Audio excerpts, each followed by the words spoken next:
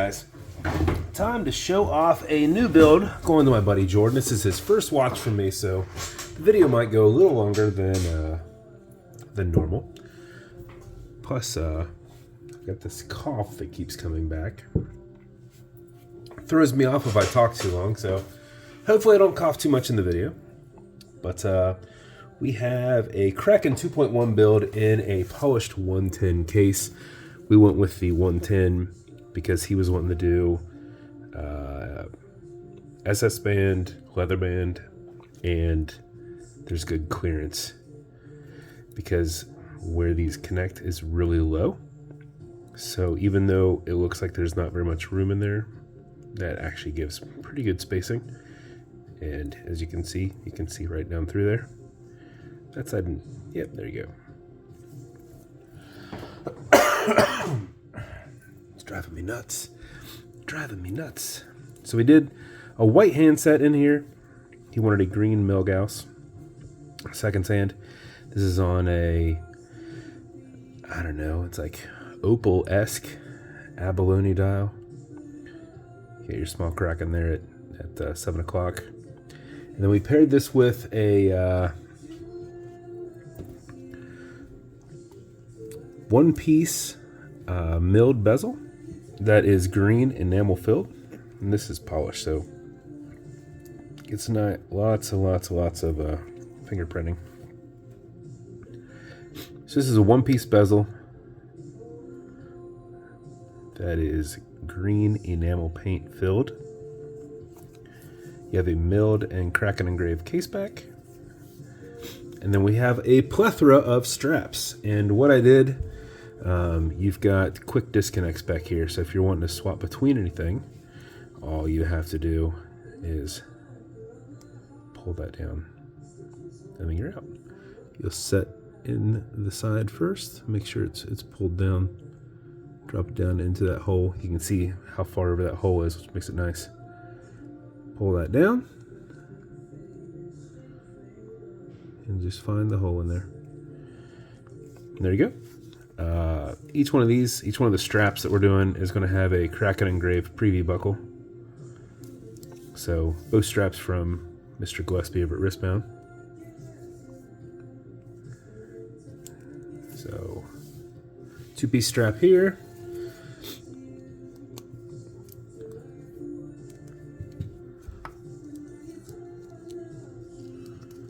Just kind of go through each one of them.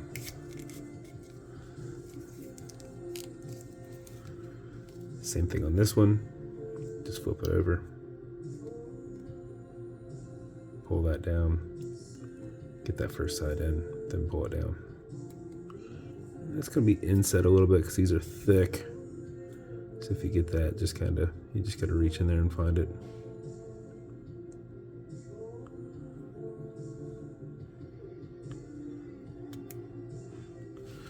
Let's do this without looking at the camera, because when you look at the camera, it makes it way tougher. There we go. So that one's on. Engraved preview buckle on that one. Same thing on this one. You're not obviously going to be swapping back and forth on these, but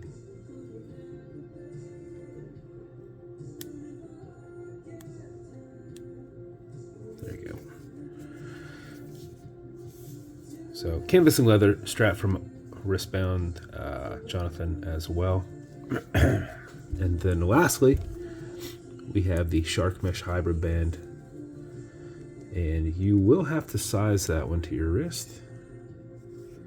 It will be, it's not as big of a pain as it may appear. I used to do them all the time. So let's go ahead and get the strap on first.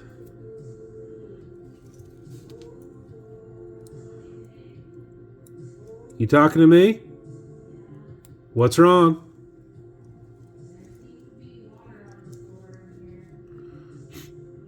Okay, I'll be in there in a minute. And I gotta go in there and deal with something. Let's see. So shark mesh hybrid band. This one, whenever you're going to size it, you are going to put it on its side. Make sure you use like a little stand or whatever, because whenever you're pushing these out, these need to be able to go out the other side. So if it's laying flat, they're not going to be able to. So you find the side where it's recessed. You have a little arrow there. That's where you push it down. So if you put this on your wrist and fold it over and see you need 3, take 2 out on one side, take 1 out on the other.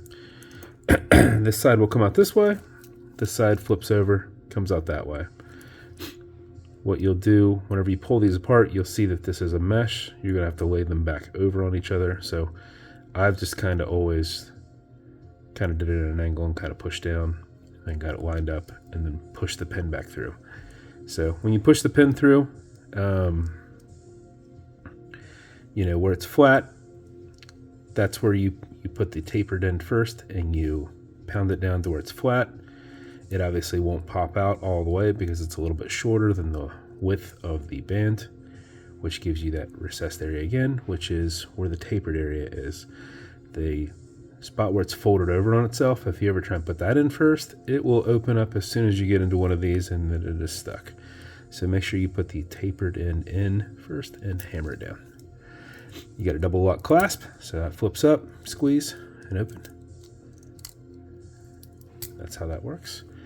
You also have some micro adjustments on the side here. If you ever need to go up a little bit, you know, whatever you're going to use, your punch or whatever, just push in and then walk it over 1, push this in, walk it over 1. It's really difficult to just put it in at an angle, you know, and scoot it over. So I just walk them over a little bit. That's for your micro adjustments. Man, I guess that's better than coughing. But that's your build, sir. Bezel on this will turn left. It'll turn right. This is a tension ring bezel. It is not a click bezel. So if you turn it that way, you can turn it back the other. It's just on really tight. Automatic mechanical, you've got a rotor in the back, so as you're moving, it's moving and keeping your time. But before you put it on, before you set the time, make sure you wind it just a little bit. Now you do that as you back the crown off the threads. Until you hear it and feel it clicking, you'll feel that you're off that crown tube. You'll feel a little bit of play there. You know you're off. At that point, you can wind. And a wind is a turn that way. Turning it back towards you doesn't do anything, but it is a lot easier to keep your finger spacing and go back and forth. If you do this for 4 or 5 seconds, that before you put it on, mix with your rotor movement will keep your time throughout the day. If you do it for another 4 or 5 seconds, you're going to max out your 31-hour power reserve on it. You cannot overwind it, so don't worry about that. You've got a slipping mainspring in there, so once it has what it needs, for full, it's just deflecting, so it's not actually putting any more input in. So no overwinding. When you are done, pull it to the one end only click, and you can now set your time. You'll notice the seconds hand is still going to keep going. It does not have a hacking movement. You can now set your time. You'll notice you've got what's called a wobble crown. This deflects lateral pressure from going into the stem and into the movement. Doesn't put any pressure on your keyless works. So if you're pushing on it like that, it's rolling. Alexa, what time is it? It's 5:17 p.m. 5:17. Push this over, get it out of that time setting, and then wind it down. And that is your build. I'm probably going to include a couple, one extra thing for you here. But I'm going to get a couple things. You're going to get matching beads. We did this without really the green in mind. Did some cool mermaid style bead there to go with your dial. This is going to come in a Kraken slider box. Not going to come with a monster. Kraken slider box with an Atlas pillow inside. Obviously this is how that works. You just wind that up. Going to come with your 2 extra straps here. It's going to come with a watch cleaner. This is good on all glass and metal. So if your watch is like this, it's going to go good for the whole thing. Non-streaking, non-toxic, non-residue, as well as a microfiber. You're also going to get some leather. There it comes. I knew it was coming. Some other conditioner. Now, where the canvas and leather is concerned, if you ever need to use it, you just apply it on the back You don't have to put it on the canvas. It's not going to do anything for you. Don't use a microfiber. Use a rag or something like that to apply. This one, front and back, but primarily the back where it's making contact with your skin. If you ever need it more pliable, more soft. So you'll have that in there too. You're also going to get some fine scratch remover. This is Novus 2 from Amazon, just repackaged. It is like Polywatch. It is for your domed acrylic glass that you can scratch. If you do, you'll put a tiny bit of that on it and you'll buff it out with this microfiber. If the scratch is up and down, just go left and right, filling that scratch. Haze it, buff it really good. Generate some heat with your thumb. That usually helps really knock it out. If it's still there, just wait a little bit, let that solidify, and then revisit it. And then I'm also going to give you a Cape Cod cloth for your polish. Once you open it, once you cut it open, make sure you put it in a baggie or something like that. Don't take out the whole pink cloth. Make sure you cut like a little square off of it and then just go back and forth over the scratch, and it will take the scratch out. So I normally do it for about 30 seconds and then I flip that over and do the other side, and it normally takes out anything you've got, on the watch. But make sure you don't let it dry out. Don't pull the whole thing out. Like I said, I cut a little square off, like 3/4 of an inch by like 1/2 inch, just a little rectangle. And that's what I do to do cleanup work on these things. So they come with little imperfections on them, and then I just go through. Most of the time you don't see too many polished watches from me. I do mostly brushed, but polished watches are what I normally Cerakote because they are such a pain to keep them pristine. But I will include that for you.